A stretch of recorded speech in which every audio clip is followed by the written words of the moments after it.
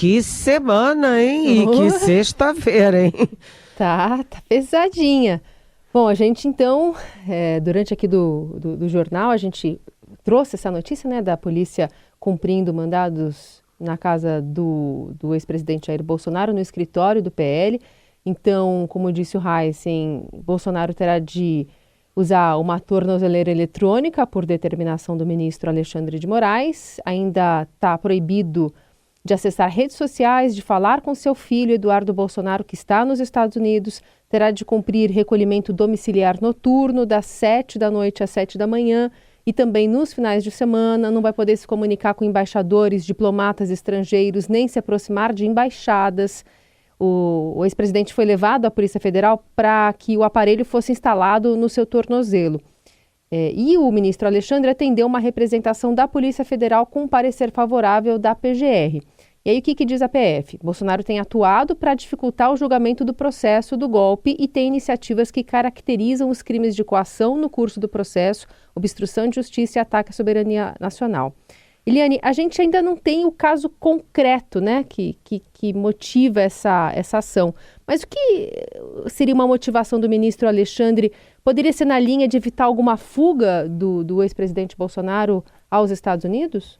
É isso, Carolina, é o que você acaba de dizer, né? Quando há uma operação de busca e apreensão na casa dele, na sede do PL, e o Bolsonaro é levado para a sede da PF para botar tornozeleira eletrônica, e ele está proibido de se aproximar ou ter contatos com as embaixadas e com representantes das embaixadas, isso indica, nos sugere que, sim, a Polícia Federal, e com apoio da PGR e agora a autorização do Supremo, imagina, tem indícios de que Bolsonaro está planejando uma fuga para não ser preso depois de condenado pelo Supremo Tribunal Federal pela tentativa de golpe.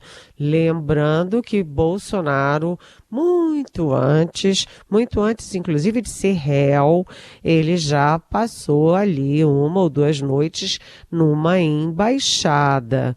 Ou seja, Bolsonaro tem esse sonho, essa fantasia de fugir do Brasil. Há indícios concretos e vamos lembrar que essa ação toda da Polícia Federal, ela ocorre horas depois de uma carta pessoal do Donald Trump para Jair Bolsonaro. Então, o presidente dos Estados Unidos, Donald Trump, manda uma carta diretamente para o Jair Bolsonaro. Ou seja, o Bolsonaro já está com o passaporte apreendido, ele oficialmente, formalmente, não poderia sair do Brasil, mas a gente sabe que quando há uma fuga, né, a fuga dispensa as formalidades, dispensa o passaporte, enfim. Fuga é fuga.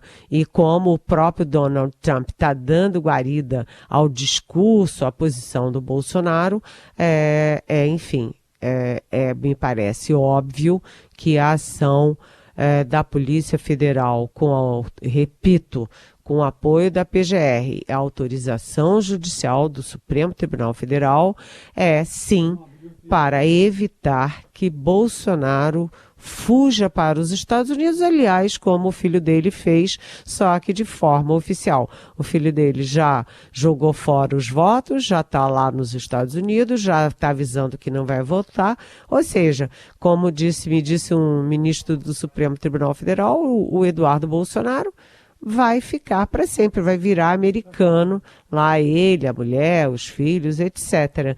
E tudo indicava que era essa a direção de Jair Bolsonaro. A partir de agora, provavelmente, e isso ninguém vai nos confirmar, além da tornozeleira, ele deverá ser monitorado pela Polícia Federal. Isso ninguém confirma, mas é uma possibilidade muito real. É isso, a gente vai juntando, né, essas pistas. Se eu colocar aqui um trechinho para ilustrar para o nosso ouvinte, um vídeo que o ex-presidente gravou, publicou ontem nas redes sociais, com legenda em inglês, agradecendo o presidente Trump pela carta. Prezado presidente Donald Trump, recebi com muita alegria a sua carta pessoal endereçada à minha pessoa. Nela, a sua preocupação com a liberdade de expressão. E também no tocante enfim, ele vai falando ali, mas a questão é essa. Eu ia te perguntar até do passaporte, né? Se só a retenção do passaporte não seria suficiente, mas é isso que você explicou, né, Eliane? Numa fuga, o passaporte é o menos importante, né? A fuga é fuga, né? É uma fuga, é fora do formal, né? É uma ação fora do protocolo. Então, não precisa passaporte, não precisa nada. Então, é esse o risco. Agora, o Jair Bolsonaro dizer que recebeu com muita alegria, um ultimato de um presidente de outro país contra o Brasil, realmente eu diria que é o fim do mundo. Se fosse o meu pai, diria o fim da picada. Porque realmente muita alegria, né, uma intervenção americana no Brasil a essa altura. Gente, o que é isso, né? A carta do Trump é uma carta, Carolina, Heissen e ouvintes, que é absolutamente inaceitável do ponto de vista diplomático, político, das boas relações.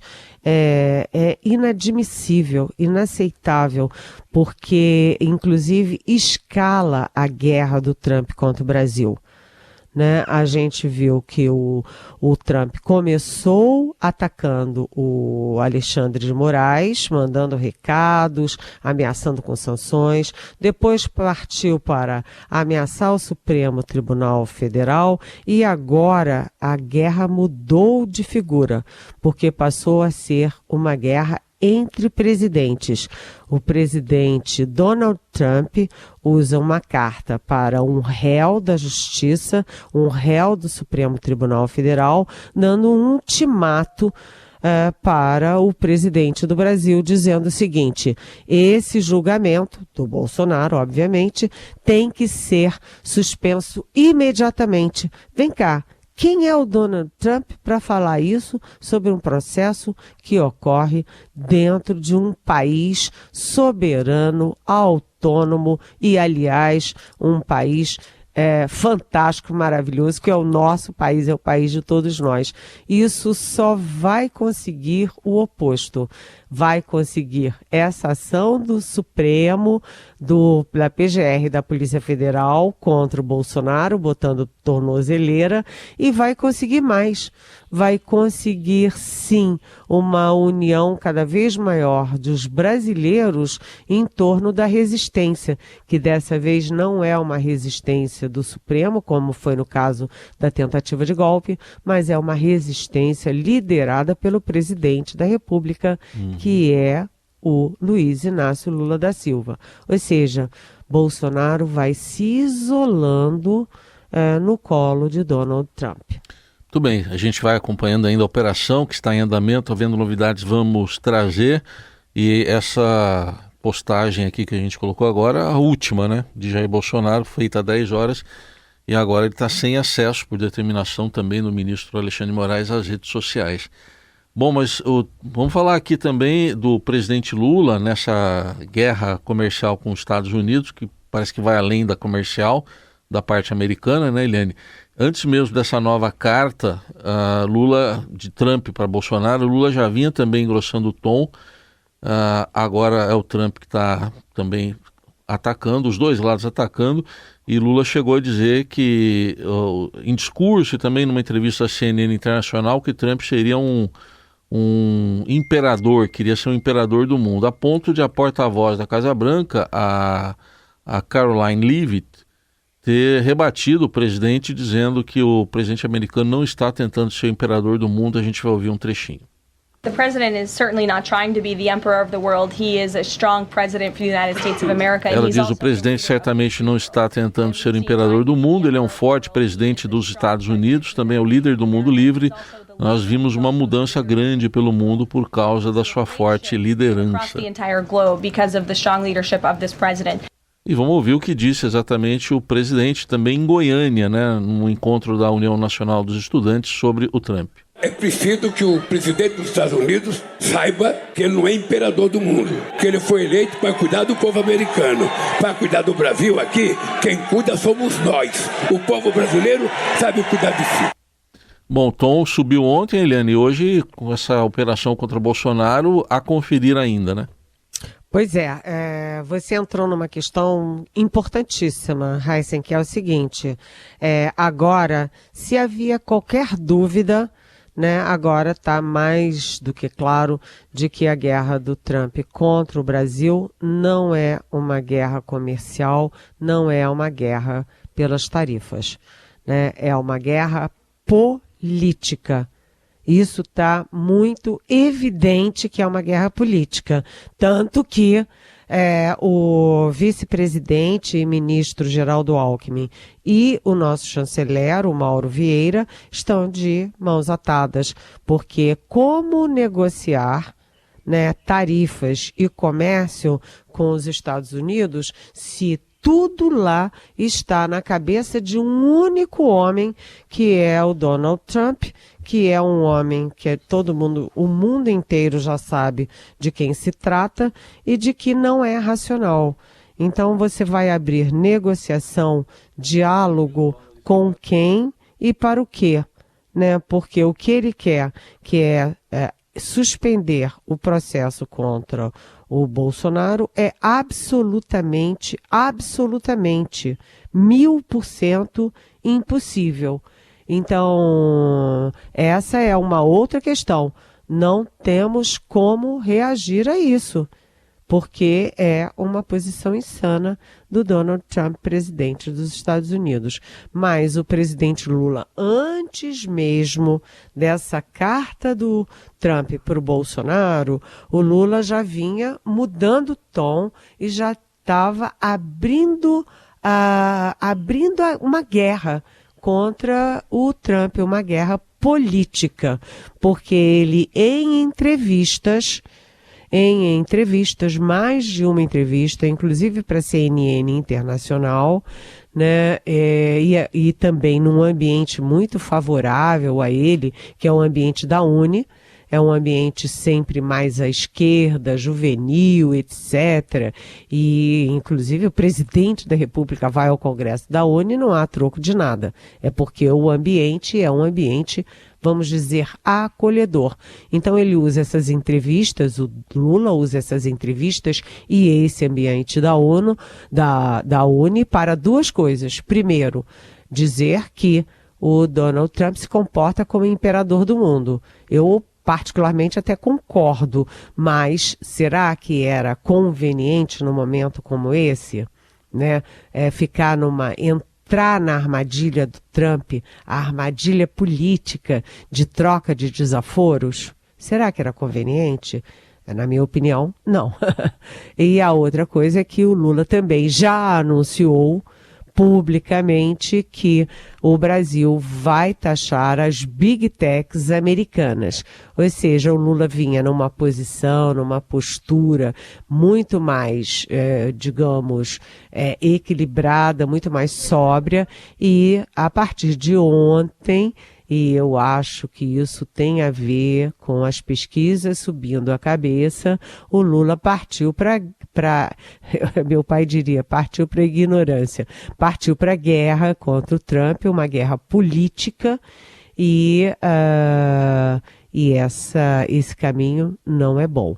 E no pronunciamento, o Lula teve sorte, porque o pronunciamento foi gravado anteontem, antes, portanto, dessa nova carta do Trump para o Jair Bolsonaro, antes de ter o resultado eleitoral da Quest, e o pronunciamento foi muito adequado, o pronunciamento em rádio e TV, o Lula foi muito adequado, dando todos os motivos, chamando a população brasileira para uma união nacional contra um ataque externo, enfim, falando da questão das tarifas, etc. Fez uma espécie de cronologia.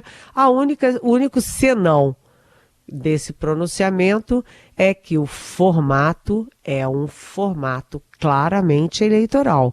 Então, você em alguns momentos tinha dúvida se era um pronunciamento do presidente do Brasil ou se era uma peça de campanha de um candidato à reeleição.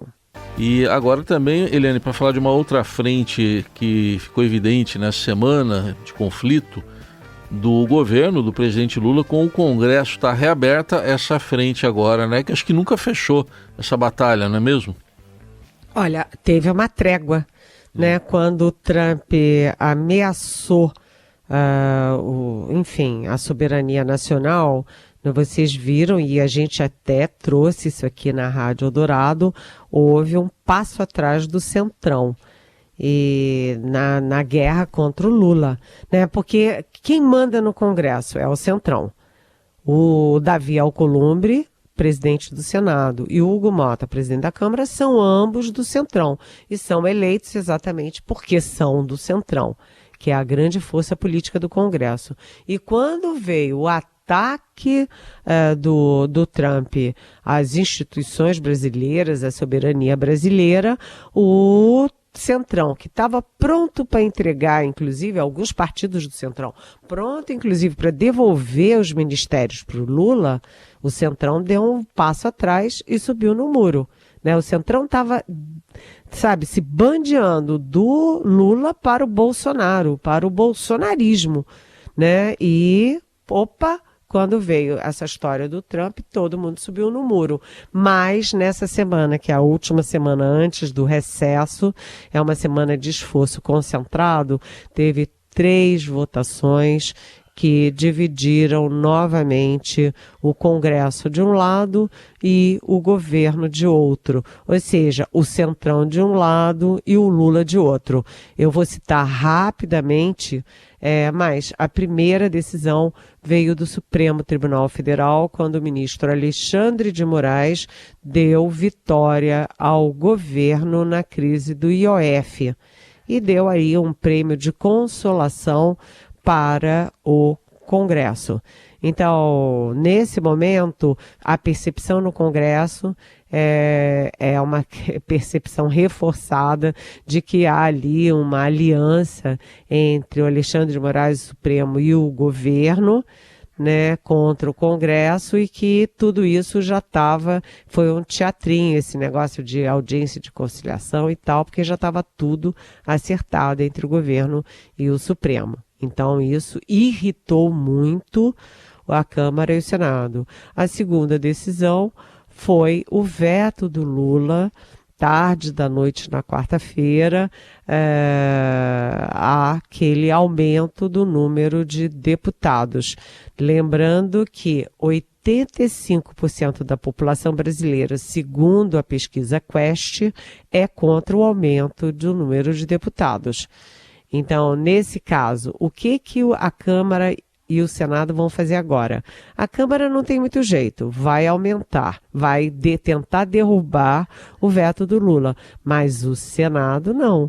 Lembrando que da primeira vez a votação foi 41 votos, o número mínimo de votos, e só teve 41 porque o presidente, que é o Davi Alcolumbre, saiu da presidência para poder dar esse único voto, um voto que foi decisivo.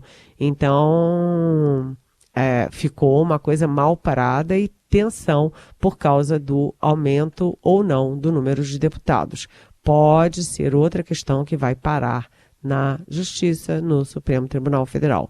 Bem, a terceira questão é a flexibilização da licença ambiental, né, que divide esquerda de um lado, direita de outro, Congresso de um lado, governo de outro, enfim, o semestre legislativo acaba com novamente tensão entre legislativo e executivo, ou seja, entre Lula e Centrão. Vamos ver se no recesso dá tempo deles reporem as coisas. O Trump continua dando uma boa mãozinha para o Lula, né? É isso.